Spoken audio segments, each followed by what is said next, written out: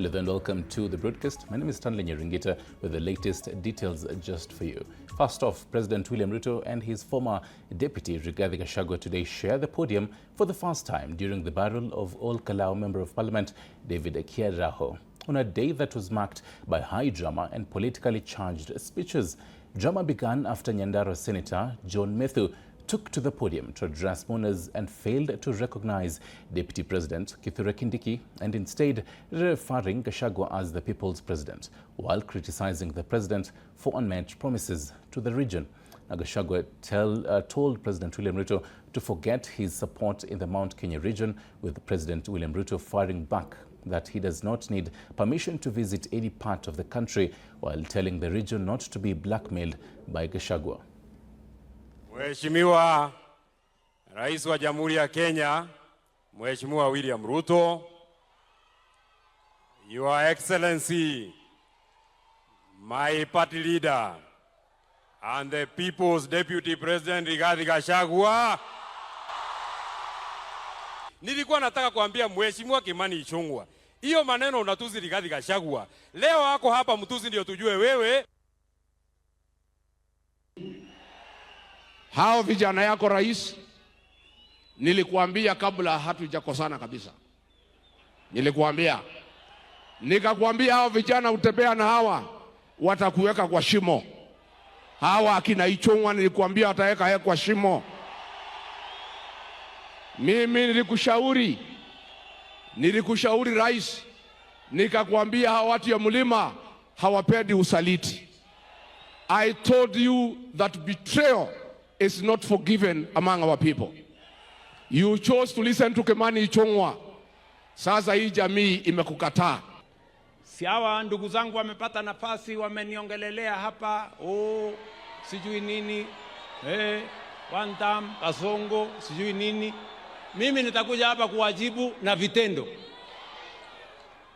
Na mimi nimesema hivi, taifa letu la Kenya, mimi nikiwa kiongozi wa taifa letu la Kenya, kwa mapenzi ya Mungu na kura zenu wakati huu, mimi nitaunganisha taifa letu la Kenya.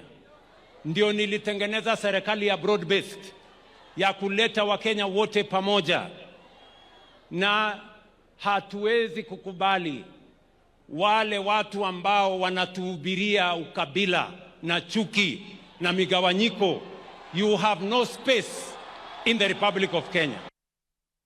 Long-distance drivers were Tuesday evening forced to look for alternative fueling stations outside Nairobi's Central Business District. A spot check by TV47 within the city shows that while some fuel stations did not have fuel, others had to put a limit to the amount of fuel a driver could fill. This even as congestion at fuel stations was witnessed in some counties, with some drivers and boda operators accusing the fueling stations of hoarding the commodity. This even as ongoing military escalation in the Middle East continues to disrupt oil shipping flows through the Strait of Hormuz. Now what we are seeing as concerned the citizens of this great country is a serious crisis of fuel shortage. Tafadhali uleta mafuta, kama wengine wanaficha, wacha watoe walete mafuta watu wetu. Kuna mahali tumeona watu na petroli mingi hapa town jana. Juzi gari ilimwaga mafuta. Lakini jana vile walisema labda mafuta yataongeza bei, tukaona ikifungwa. Kisii County mzima hapa Kisii Town, petrol station ni moja. Raini ni mingi. Inapofika jioni unapata umetumia pesa mingi kwa kutafuta mafuta kuliko vile tumekuwa tukitumia kila wakati.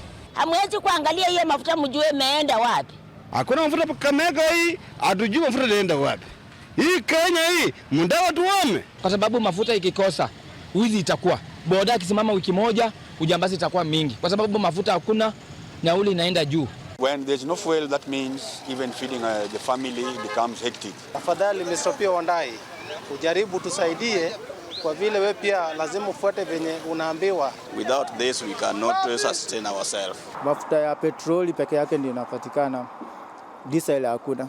Nimesunguka kama petrol station 2-3 hivyo, nimesunguka nimekosa mafuta. Nimekuja kutoka pale Riverside, unabebea hapo Riverside. Nimekuja hivi nimesunguka, hizo petrol stations ziko hapo karibu. Nimekuja kubahatisha hii. And President William Ruto has assented to the Supplementary Appropriations Bill 2026, now law, marking a significant shift in Kenya's fiscal plan.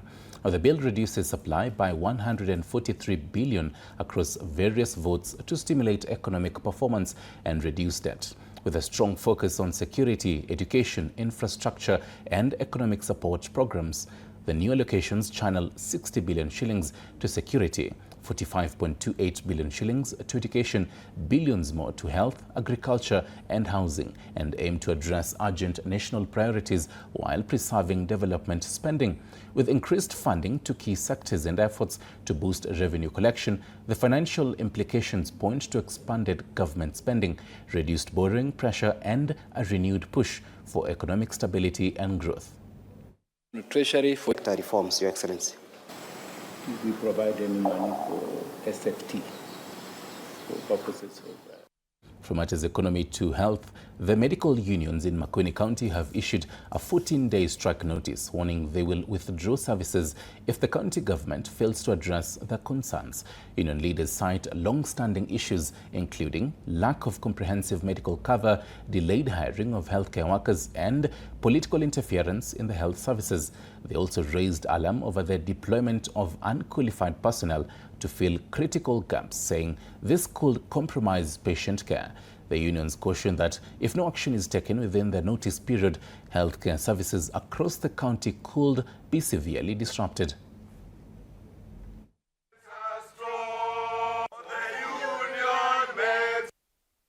Now, Vihiga Senator Geoffrey Osotsi has reportedly been assaulted by a group of armed individuals in Kisumu in what his office terms a premeditated attack. According to a statement from the Senate Communications Office, the senator had made a routine visit to the Acacia area before heading to a restaurant where he interacted with members of the public. It was during this time that the attackers confronted him over his political stance and physically manhandled him. His security team reportedly exercised restraint to avoid endangering civilians. The office is now calling on the National Police Service to launch swift investigations, citing CCTV footage as key in identifying those behind the incident.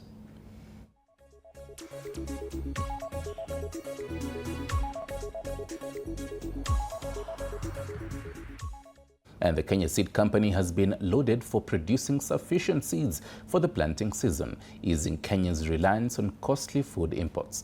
Agriculture Cabinet Secretary Mutahi Kagwe said the country spends 500 billion shillings annually on imports, a gap now being addressed through increased seed production and distribution.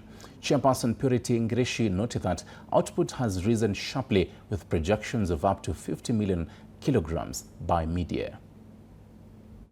Really outperformed itself. We have done very well. Previously, we've been producing approximately 18 million kilos. And the last year, after I joined Kenya Seed, we were able to produce 23 million.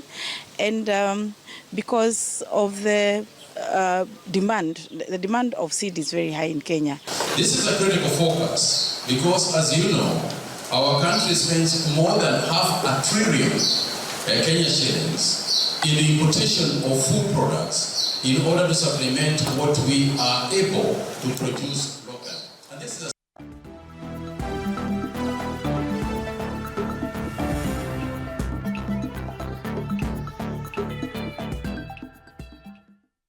And to sports news, the Australia women's national football team has touched down in the country ahead of the highly anticipated FIFA Women's Series 2026, set to take place at the Nyayo National Stadium from the 11th of April to the 15th of April. Now, the tournament, organized by FIFA, aims to foster global unity and elevate the women's game by bringing together emerging football nations.